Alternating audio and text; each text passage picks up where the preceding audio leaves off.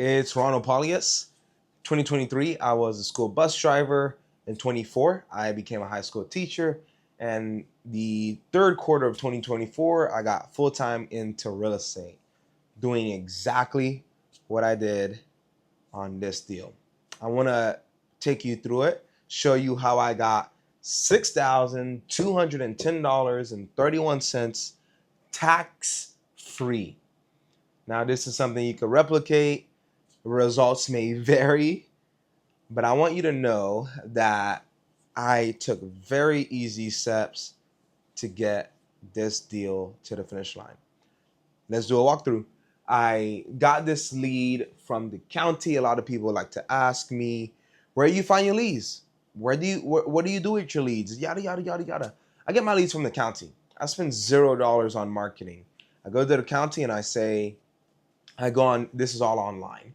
So I ask and search for foreclosure and auction, meaning a property is about to be sold at the auction. And what I find is those that have um, dates that are coming up real soon. Usually it's about a month out. So that gives me enough time frame to work them. This particular deal, it went into foreclosure. I was trying to get a hold of the homeowner.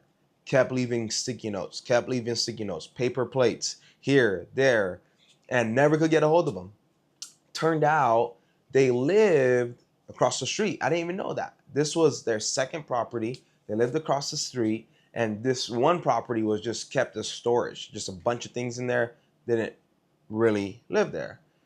I didn't know this. I'm still making contact, trying to make contact with the homeowner and never really made contact. Well, fast forward, I get a call from a paper plate that I left, and they said they're real rude because they were frustrated I didn't leave my last name.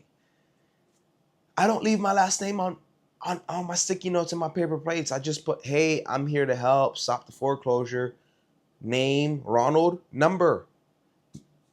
The hundreds of people I've left that with, they know one person, and it was that person asked, what's your last name? Yada, yada, yada. Well, they were pretty rude, and I asked them, because I didn't quite understand why my last name mattered. Your house is about to go to foreclosure. The priority things you're focusing on right now. Anyways, I said, oh, are you old school? Yeah, I shouldn't have said that. But I was just like, okay, I think this person is super old school and they just like respect, because that's what they kept saying. Respect, respect, respect. So, oh, are you old school? And they just tripped over their words and hung up in my face. And I thought the irony of someone who just demands respect, not knowing my last name, and then hanging up in my face is like, yeah, that doesn't connect. Anyways, fast forward, I said after that call, I said, oh, okay, I burned that bridge. I shouldn't have said that. And yeah, I'm not getting that deal. So I put the deal in dead leads.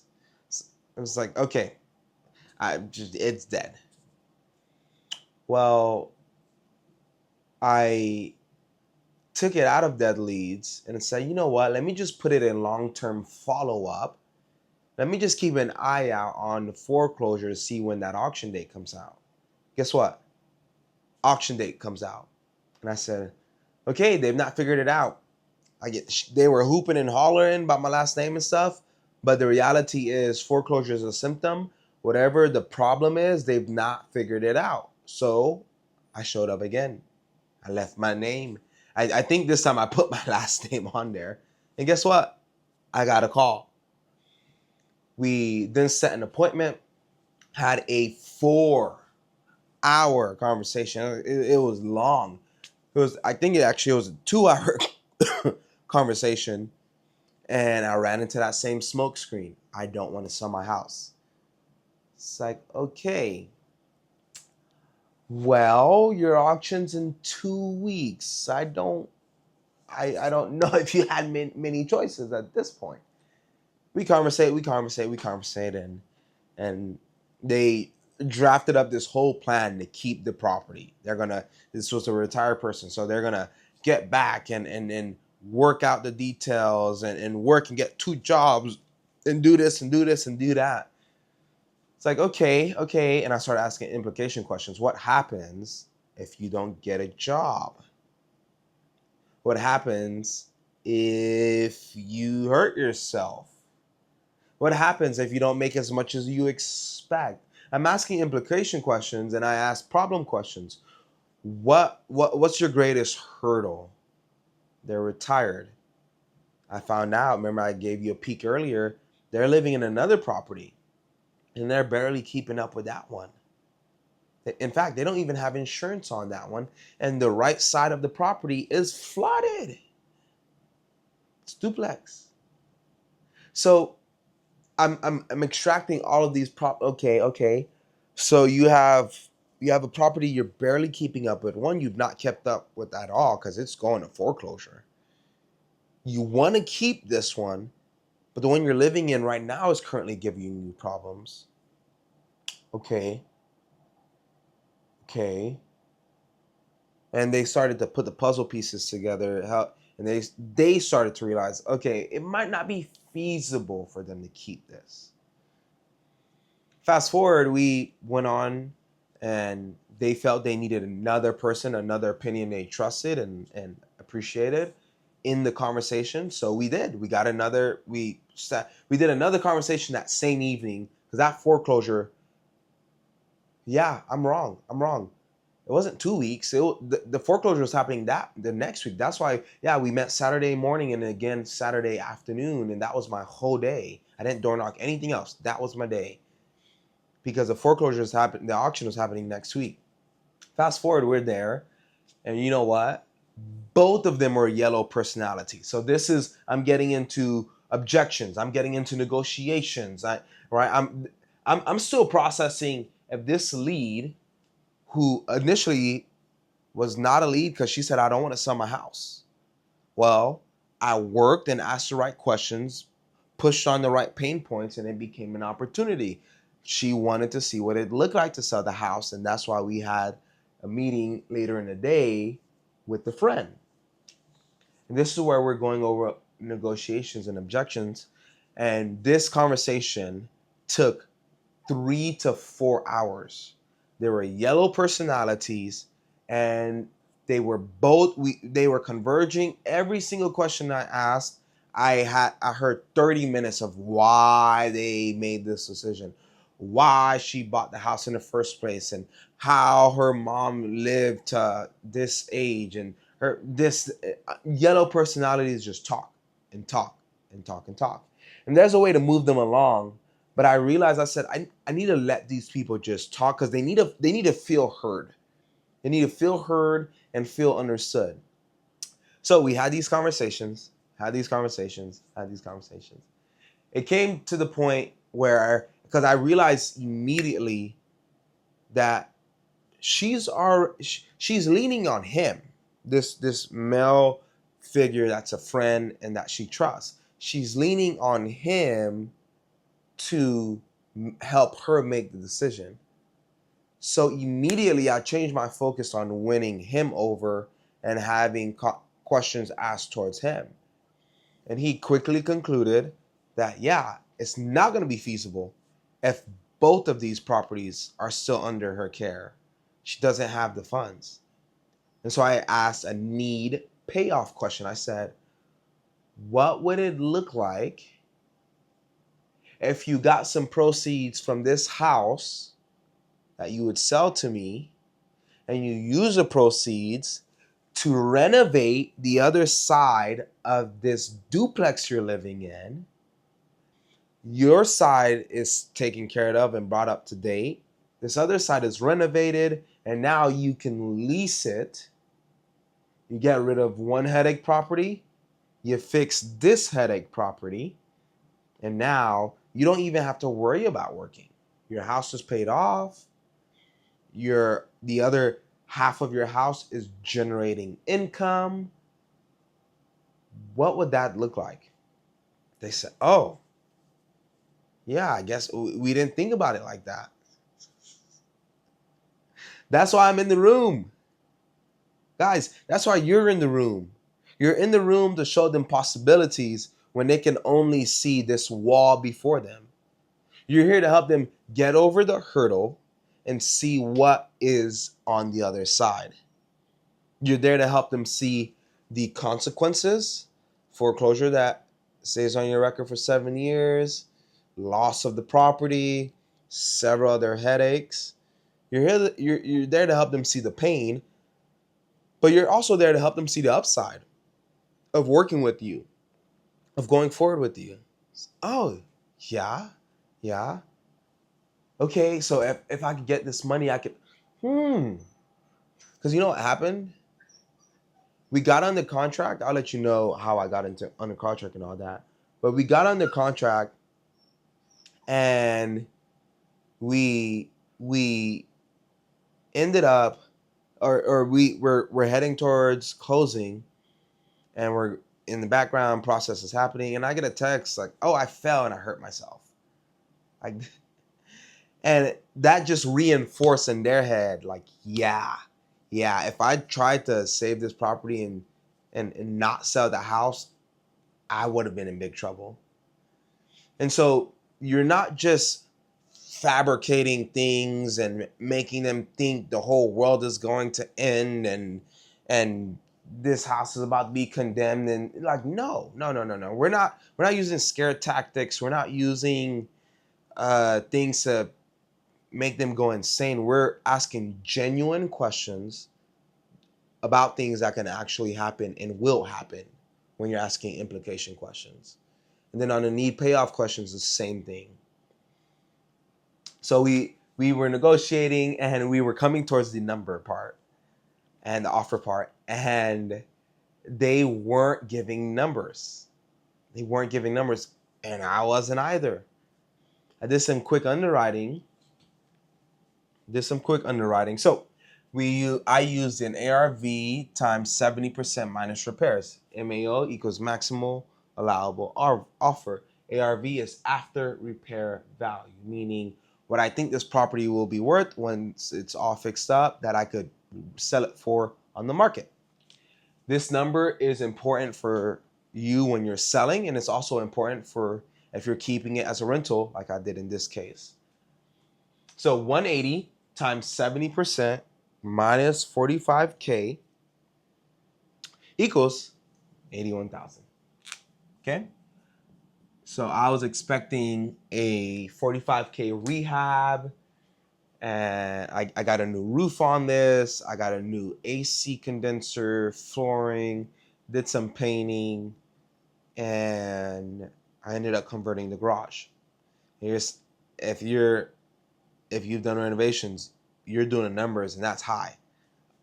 I'll give more details here in a little bit. I ended up doing renovations for about 60,000. Project took longer than expected. Some other things popped up. Fine, that's fine. Kept going. But my MAO is 81,000. So I'm at this number, and I'm asking them questions where they're at. And the way I did it was I worked backwards, meaning I asked them what they wanted in their pocket instead of worrying about a big old number. And they had a certain number in mind, 40,000. I said, oh, there's just no, and I think they only owed maybe 40,000 on it. I'm not quite sure. Said, oh, I don't remember actually how much they owed, but I said, oh, there's just no way I can do that. Wow. So we talked some more. And then they started to come down. They started to beat themselves down. I'm not giving my number. And I saw how low I was they beat themselves down, set a number. And I was just about to give a number around this MAO number. And they said, I was just seconds away because it was quiet enough. They already came down a couple of times. I thought, okay, I can work with where the number they're at. and they gave an offer, or they asked for an offer under my MAO. So, oh, okay. I said, okay, I'm a little bit lower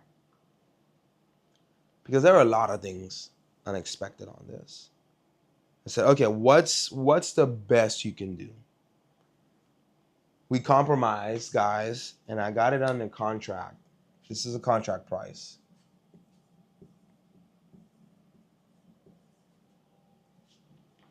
$62,250. That is that's almost a $20,000 margin. If you see my videos before, you notice I keep saying margin, and that's because so many things happen on the back end that eat up that margin. I ended up converting the garage. I made it a big old house. Project went longer than expected. Other things tumbled into this. My rehab ended up being right at about $60,000, $15,000 higher than what I initially expected. The other thing is, so I bought it at 62. My rehab was about 62, so I was right at about 120,000. I used a move on this where I raised private money on the front end to move my rehab along to pay my closing costs. So I am $0 out of pocket on this deal. I paid $0 in closing costs from my pocket, and I paid the contractors $0 out of my pocket. I paid my lender that I borrowed money from $0 out of my pocket. Everything was financed, every single thing. So I raised. So let's do some math here. I raised, so PP is purchase, okay, and then 60K rehab, and then I raised about $15,000 to kind of move this project along. So what is that? All in like 130 something, right? Give or take. Well, here's the good thing. When you're getting towards, so my lender actually financed a project right across the street from mine. My comp that was at 180, he financed. I sent him this deal and he said, "Oh yeah, let's do it. Let's do it. I could, oh yeah. This is, if you rehab it like you're supposed to and everything goes right, yeah, I have confidence you'll get that 180 number." Well, here's the thing. My comp across the street kept the garage. I converted mine. So I increased square footage. Guys, I increased square footage, and we did an appraisal. My appraisal, you're going to be blown away by this. So let's do 60K over here. My appraisal came back, and it was 204.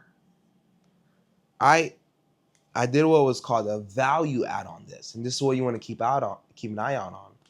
If you're keeping it as a rental and it's an area that you can justify a garage conversion, if you do it, the possibility of your appraisal going higher increases. So you know what that means? My 75%, because I'm refinancing this, I'm keeping it as a rental. I went to a DSCR lender and said, "Hey, would you give me 75% of what this property is worth?" The reason I want 75% is because that's what most DSCR lenders go up to protect themselves. Because let's say an emergency happens, I got a fire sale on my properties. A lender wants to see 25% equity left in the property so I could sell. Well, that 25% is paying closing costs, it's paying agents if I'm listing it on the market, and then it's a little bit profit for me, and it pays them out because they're at least 75%. So let's do 180 times 75%. It's 135. Now let's do some math. 120 minus $15,000 I borrowed, right at zero. So I borrowed, and my project went higher in renovations, and I borrowed to the point where I would be right at maximum 75%. Now, on a cash out refinance, I can only go up 75%. So because I would be right at zero on this, I'd have to find a lender who would do what's called a rate and term refinance for 80%. So let's do 180 times 80%. That's 144, a little bit more money, right? So we subtract 135, that's 9,000. All of that 9,000 will go towards closing costs and doc fees and origination fees to zero me out. On a rate and term, I'm not getting any dollars in my pocket. It's to refinance all my current debt out, stabilize it with long-term debt, and keep it going.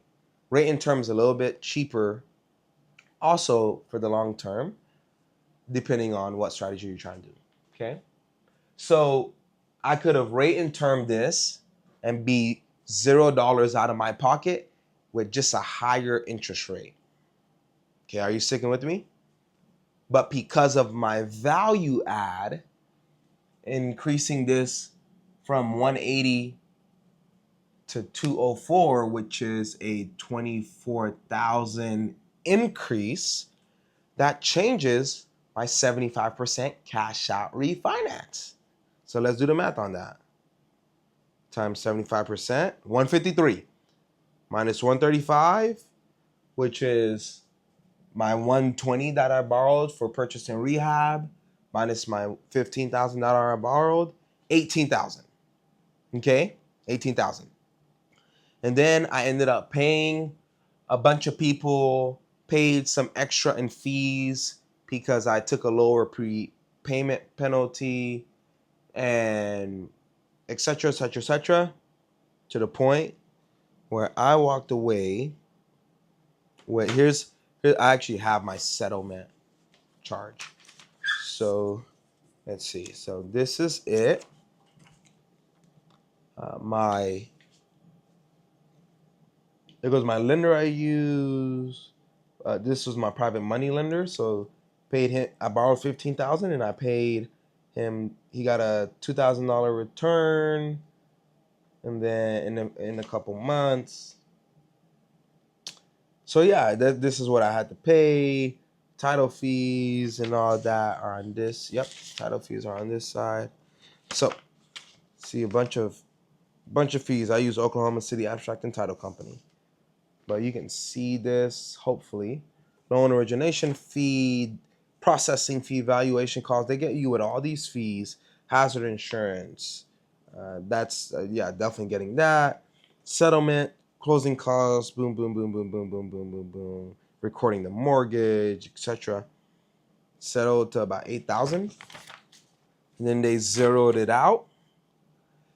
And then you're gonna see this cash. I think you can see this cash to borrower, $6,231. Guys, I used $0 out of my own pocket to get this deal. $0. In fact, the vehicle I used to drive to the property and have these meetings, I used zero gas. I charged up my vehicle. $0 to get this deal. I paid contractors, I paid title fee, twice, I got origination costs, all of that was paid by somebody else's money. And that was just because I leveraged everything. You want to know what's even more crazier?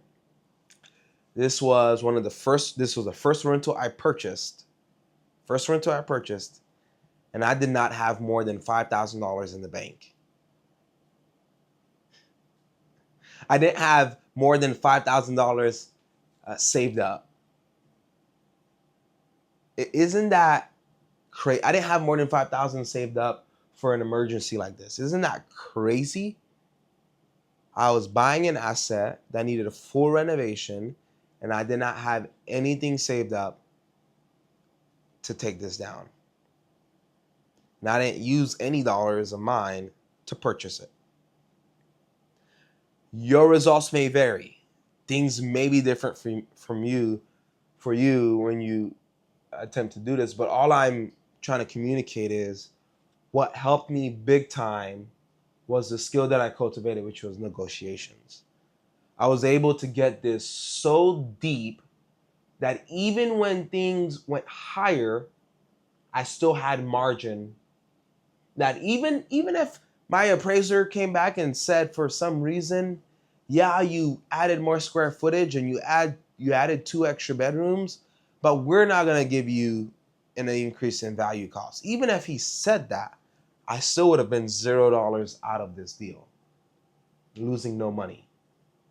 But because of the value added increase, and I walked away with $6,000. And so you're asking the question, how are you walking away with $6,000 tax free?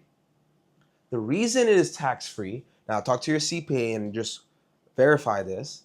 The reason it's tax free is because I am taking a loan right here, right here.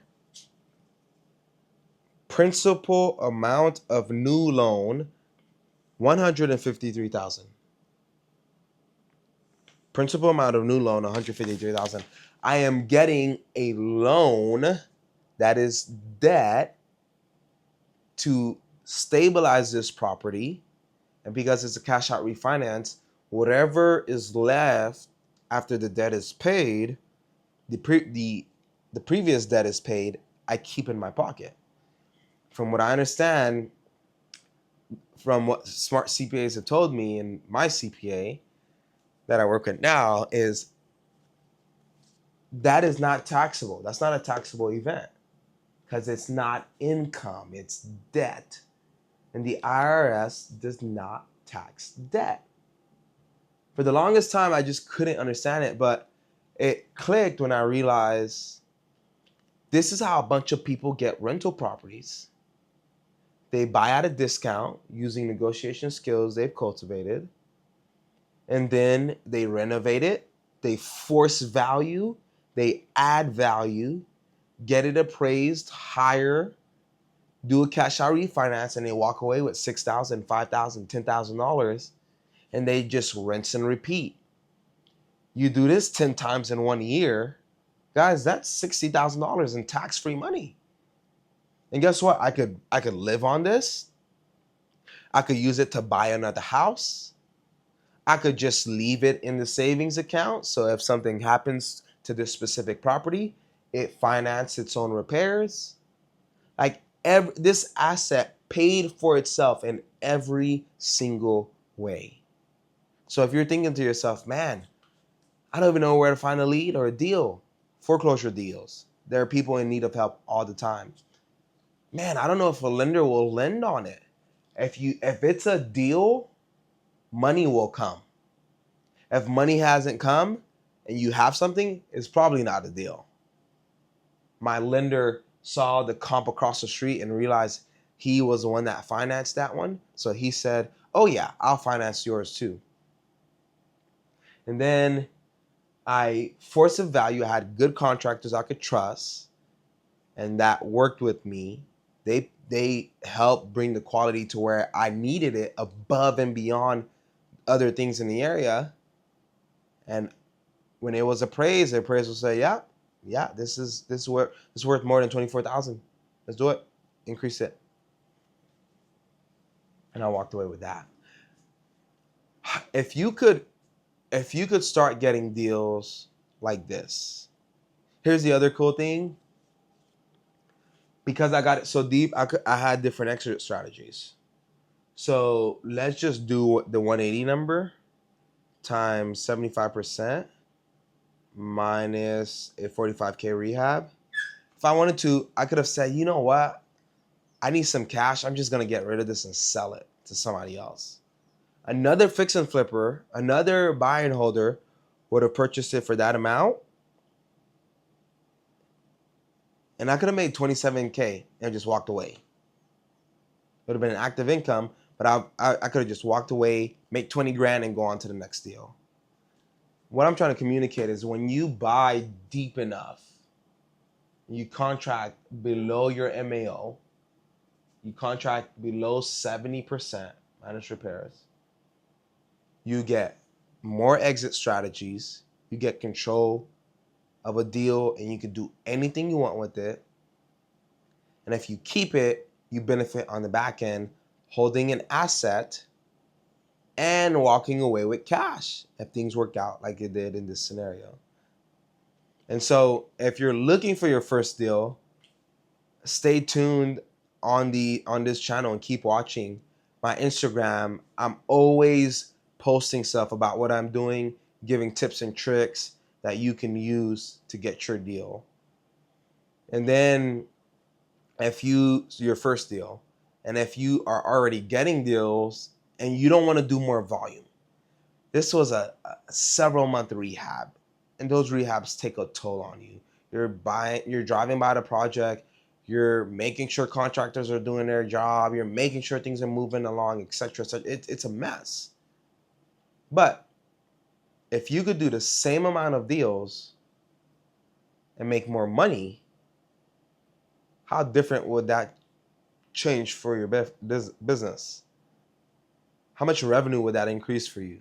What profit will you look and see its increase on the back end? What I want to do is build something to help people just sharpen this negotiation skill. Because if you really have that skill, you can get in front of a deal and walk away with crazy numbers all the time. Stay tuned. Comment below. Let me know what stood out to you that was a puzzle piece that made the picture a little bit clearer for you. And then let me know what puzzle piece is missing. What question do you have? What question has risen since going through this video? How can I give you more clarity, help?